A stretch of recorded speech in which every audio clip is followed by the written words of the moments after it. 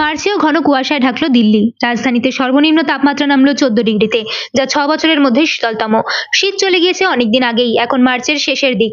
তারপরেও শীতের মরশুমের মতোই অনুভূত হচ্ছে দিল্লিতে। শনিবার সকালে ঘন কুয়াশার চাদরে ঢাকলো গোটা রাজধানী।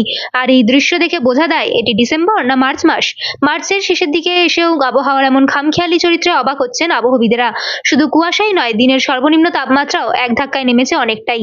মৌসুম ভবন জানিয়েছে, গত কয়েকদিনের বৃষ্টি এবং মেঘলা পরিবেশের কারণে রাজধানীতে শনিবার সর্বনিম্ন তাপমাত্রা 14 ডিগ্রি সেলসিয়াস, সর্বোচ্চ তাপমাত্রা 21.7 ডিগ্রি সেলসিয়াস, যা স্বাভাবিকের থেকে অনেকটাই কম।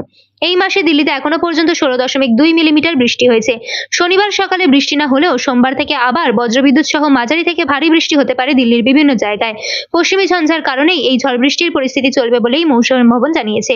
গত 18 মার্চ থেকে দিল্লি সহ উত্তর ভারতের বেশিরভাগ অঞ্চলে আবহাওয়ার পরিবর্তন লক্ষ্য করা যাচ্ছে।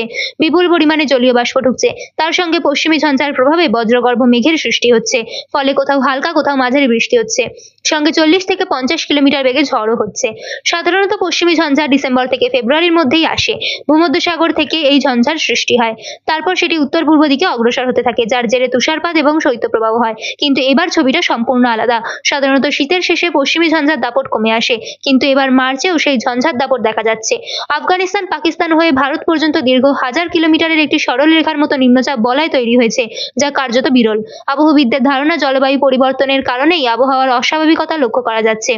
আবহবিদেরা বলছেন, এই পরিস্থিতির নেপথ্যে রয়েছে বিপুল পরিমাণ জলীয় বাষ্প, যা ভূমধ্যসাগর, কাস্পিয়ান সাগর, কৃষ্ণ সাগর এবং পারস্য উপসাগরের ওপর জমাট বেঁধেছে। সেই জলীয় বাষ্প যখন উপসাগরীয় অঞ্চল হয়ে ভারতের দিকে এগিয়েছে, তখন আরব সাগর থেকে আরও জলীয় বাষ্প শুষে নিয়ে তা বিশালাকার মেঘবলয়ের সৃষ্টি করেছে। আর সেই মেঘবলয়ের কারণেই গত কয়েকদিন ধরে ভারতের নানা প্রান্তে হালকা থেকে মাঝারি এবং কোথাও কোথাও ভারী বৃষ্টি হচ্ছে। সঙ্গে বজ্রবিদ্যুৎ সহ ঝড় শিলাবৃষ্টিও হচ্ছে।